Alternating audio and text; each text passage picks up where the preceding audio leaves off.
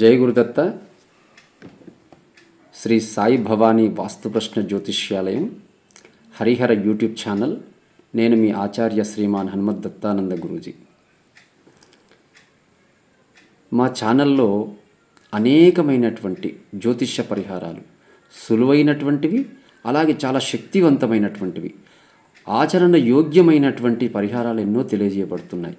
కాబట్టి మా యొక్క ఛానల్ని సబ్స్క్రైబ్ చేసుకోండి, అలాగే లైక్ చేయండి, షేర్ చేయండి. మా వీడియో ఎప్పుడు వచ్చినా కూడా స్కిప్ చేయకుండా పూర్తిగా చూడండి. చూసి మేము చెప్పినటువంటి పరిహారాలను పాటించి మీరందరూ కూడా బాగుండాలని కోరుకుంటున్నాను. ఇప్పుడు ఈరోజు మీకు ఒక అత్యంత విశేషమైనటువంటిది, అత్యంత రహస్యమైనటువంటిది, చాలా శక్తివంతమైనటువంటిది, అఖండ ధనప్రాప్తిని ప్రసాదించేటువంటి అత్యంత శక్తివంతమైనటువంటి శ్రీ మహాలక్ష్మి తంత్రాన్ని మీకు ఇప్పుడు తెలియజేస్తాను. మరి ఆ తంత్ర ప్రయోగానికి ఏ విధమైనటువంటి వస్తు సామాగ్రి కావాలి, అది ఎలా చేయాలి, ఎప్పుడు చేయాలి, ఏ విధంగా చేయాలి అనేటువంటి విషయాలు ఇప్పుడు మనం తెలుసుకుందాం. ఈ లక్ష్మీ తంత్ర ప్రయోగానికి కావలసిన వస్తు సామాగ్రి: ఒక అమ్మవారి లక్ష్మీ ఫోటో, లక్ష్మీదేవి యొక్క ఫోటో, అంటే ఏనుగులతో కూడి ఉన్నటువంటి లక్ష్మీదేవి ఫోటో, అలాంటి ఫోటో ఒకటి తీసుకోండి. అలాగే ఒక తామరాకుతో చేసినటువంటి విస్తారాకు ఒకటి తీసుకోండి. అలాగే ఒక మట్టి కుండ, తెల్ల సున్నం పూసినటువంటి మట్టి కుండను తీసుకోండి. అలాగే కొంత రాళ్ల ఉప్పు తీసుకోండి. అలాగే ఒక నిమ్మకాయ, ఒక రూపాయి కాయిన్, అలాగే సప్తముఖి రుద్రాక్ష, 6 మట్టి ప్రమిదలు, పత్తివత్తులు, నేతిలో తడిపినటువంటి పత్తివత్తులు తీసుకోండి. కొన్ని మల్లెపూలు, సన్నజాజులు, మల్లెపూల దండ. ఇవి వస్తు సామాగ్రి మనం సిద్ధం చేసుకోవాలి. చేసుకున్న తర్వాత శుభతిథి శుక్రవారం రోజున సాయంత్రం సమయంలో ఈ యొక్క తంత్ర ప్రయోగాన్ని ప్రారంభం చేయాలి. అది సాయంత్రం సంధ్యా సమయం తర్వాత దీపాలు వెలిగించుకునేటువంటి సమయంలో మీ పూజా గదిలో లక్ష్మీదేవి ఫోటో ముందు ఒక పీట వేసి దానిపై ఒక మంచి శుభ్రమైనటువంటి క్లాతును పరిచి, తెల్లని క్లాతును పరిచి, దానిపైన ఈ ఇస్తారాకు వేయండి. ఈ తామరాకుతో చేసినటువంటి ఇస్తారాకు ఉంది కదా, దాన్ని పెట్టి దానిలో కాస్త బియ్యం పోయండి. బియ్యం పోసి అందులో ఈ మట్టి కుండ, ఏదైతే సున్నం పూసినటువంటి మట్టి కుండ ఉందో దాన్ని ఆ బియ్యం పైన ఉంచండి. ఆ ఇస్తారాకులను బియ్యం పైన ఉంచండి. లక్ష్మీదేవి ఫోటో ముందు పెట్టండి. పెట్టి దానిపైన ఓం శ్రీం స్వస్తిక్ అనేటువంటి ఒక గుర్తులను, అక్షరాలను రాయండి. రాసి 5 బొట్లు పెట్టండి. దానికి పెట్టిన తర్వాత అందులో రాళ్ళ ఉప్పు నింపండి.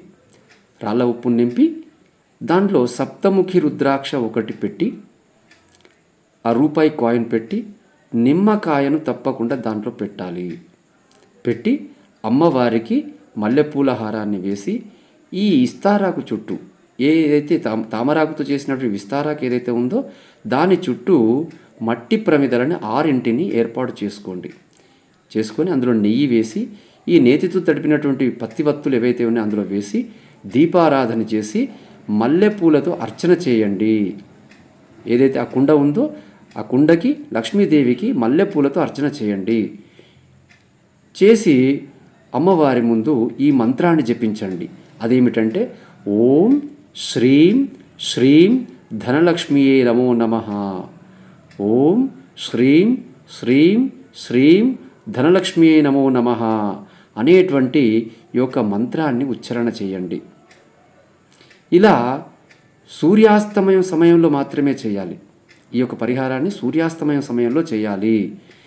ఇలా చేసి అమ్మవారికి మన శక్తి కొలది ప్రసాదాన్ని, నైవేద్యం లేదా బెల్లం ముక్క లేకపోతే ఖండ చక్కెర, ఏదైనా ఒక నైవేద్యాన్ని సమర్పణ చేయండి. పండ్లు, మన శక్తి కొలది ఇలా నైవేద్యాన్ని, ప్రసాదాన్ని సమర్పణ చేయండి.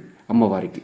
ఇలా చేసిన తర్వాత ఇలా ప్రతి ఒక్క శుక్రవారానికి, అంటే ప్రతి ఒక్క వారానికి శుక్రవారం పూజ చేశాము, మళ్ళీ వచ్చేటువంటి శుక్రవారానికి ఇందులో ఉన్నటువంటి నిమ్మకాయను మార్చాలి. రూపాయి కాయిన్ మార్చుకోవాలి. ఈ రూపాయి కాయిన్ మార్చి బీరువాలో పెట్టుకోండి. మళ్ళీ కొత్త రూపాయి కాయిన్ పెట్టండి. అలాగే ఈ యొక్క నిమ్మకాయను తీసివేసేయండి. మళ్ళీ కొత్త నిమ్మకాయ పెట్టుకోండి. ఈ యొక్క నిమ్మకాయని ఎర్రగుడ్డలో వేసి ఇంటి ముందు కట్టుకోండి. అలాగే 3 వారాలకు ఒకసారి ఈ యొక్క ఉప్పుని, రాళ్ల ఉప్పుని మార్చండి. కొత్త ఉప్పుని పోయండి. ఈ పాత ఉప్పుని ఏదైనా చెట్టు కింద పోసిరండి, లేదా ఏదైనా నీటి ప్రవాహంలో విడిచిపెట్టండి.